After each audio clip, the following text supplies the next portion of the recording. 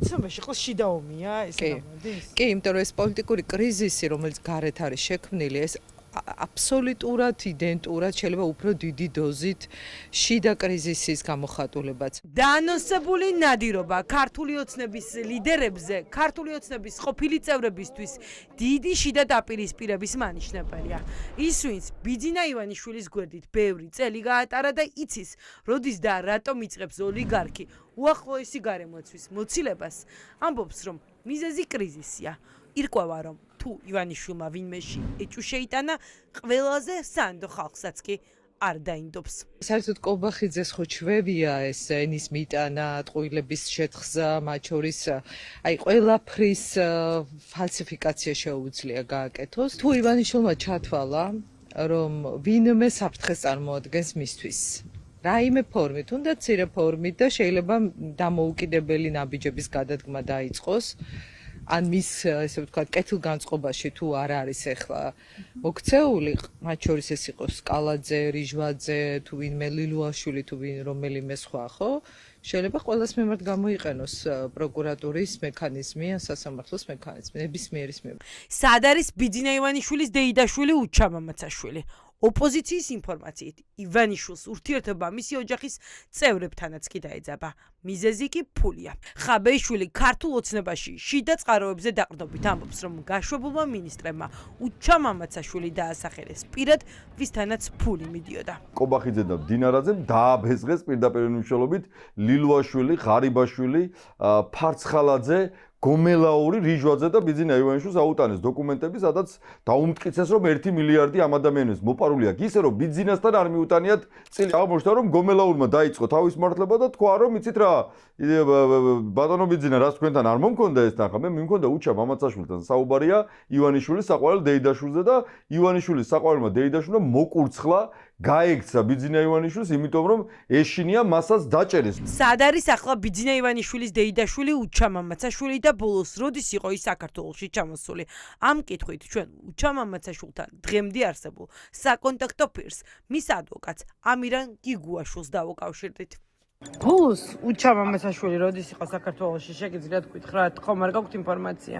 არ მაქვს ინფორმაცია და უცბად რო გითხრათ, ეგ ძალიან პერსონალური კითხვაა და არც უნდა ვიცოდე და რომ ვიცოდე კიდევაც არ ამგონია მაგაზე პასუხის გაცემა აუცილებელი იყო ჩემი მხრიდან. ოპოზიციისთვის სუსის შეფის გუშინდელმა განცხადებებმა ცხადი გახადა, რომ ახლა ყველას ციხით ემუქრებიან, მათ შორის ერთ დროს ივანიშვილის კარზე განსაკუთრებული ნდობით მოსარგებლე ლილუაშვილს, გომელაურს და ღარიბაშვილსაც კი. ივანიშვილმა გადაწყვიტა, რომ ერთის მხრივ ფული ამოიღოს კორუფციონერი ჩინოვნიკების მხრიდან და მეორეს მხრივ დასაჯოს, დაიჭიროს სამაგალითოდ ისინი, რომ დღეს საზოგადოებაში არსებობს ერთადერთი აღქმა, რომ ქართული ოცნება და ივანიშვილის გუნდი არის კორუფციაში, ძალადობაში, ბრალდებების გაფერმხრთალებას ცდილობს ივანიშვილი ირაკლი კობახიძისთვის ძალაუფლების გადაბარებით. ამ ხალხს აკეთებინებს იმას, რაც არ შეიძლება კანონით რომ გაკეთდეს, რა თქმა უნდა, ამის უკან შემდეგ ხშირად კორუფციული გარიგებებიც დგას და ესეც არის.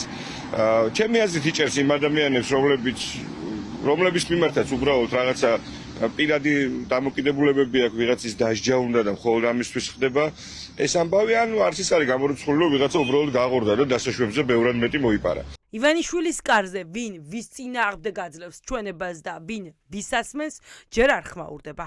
წასულების და მოქმედების ნაწილს პროკურატურაში გამოკითხვაზე იპარებენ. ზოგიერთი კი ბრალის წარდგენის მოვლიშია. სავარაუდოდ დავისაგანი დიდი ფული და კორუფცია.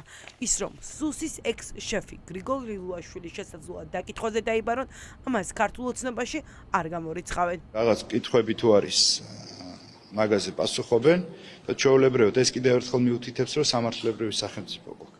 ამიტომ კანონის წინაშე ყველა თანასწორი. იქ სადაც არის გადაცდომები და ეს ყოველთვის იყო რეაგირება და ეხლაც მსგავსი რეაგირება იქნება. ის ვინც ივანიშვილს კარგად იცნობს და დიდი პოლიტიკური მეხსიერებაც აქვს, ამბობს, რომ მსგავსი გუნდური კრიზისი მაშინ იჩენს თავს, როდესაც გუნდი კარგავს მართვისადავებს. გია ხუხაშვილი დარწმუნებულია, რომ გრიგოლ ლილუაშვილს დიდი ფულის მიტანას თხოვენ. ივანიშვილის ყოფილი მრჩეველი ფიქრობს, რომ ლილუაშვილი შემდეგ ჯერი კალაძეზე მიდგება. როდესაც რაღაცა იცვლება, სალაროში, ესე რომ ვთქვათ, ვინც რაღაცა ესე რომ იშოვა ამ პერიოდში სავაროში რაღაცა უნდა დააბრუნოს იქიდან. ალბათ ამ ისტორიასთან გვაქვს საქმე და არა მხოლოდ ლილუაშვილის მისამართით, მე ვფიქრობ რომ ძალიან ბევრი სხვა ყოფილი ჩინოვნიკის მისამართით ესეთი მოთხოვნები ექნება ხელისუფალს. მაღალი ალბათობაა რომ შემდეგი იყოს კალაძე და აქ მხოლოდ ფულზე არ არის ლაპარაკი, ხო? აქ ლაპარაკია პოლიტიკურ მდგენელზეც, იმიტომ რომ თუ ბიძინა ივანიშვილმა თავისი გეგმაში ჩატოვა კალაძე ის კობახიძის ტანდემი, შეიძლება გარკვეულწილად მან კონტროლი დაკარგოს ვითარებაზე, ხო? პოლიტიკური ლოგიკით კალაძეს სერიოზული დაფიქრება ჭირდება თუ საერთოდ ფიქრის უნარები აქვს. რა ხდება ოცნებაში ჯერ არავინ იცის, თუმცა ოპოზიცია ფიქრობს, რომ ახლა ივანიშვილი ორი კურდღლის დაჭერას ერთდროულად ცდილობს. ერთ მხრივ ის პარტნიორებს აჩვენებს, რომ მოჩვენებით ებრძვის კორუფციას და თან დიდ ფულს იბრუნებს.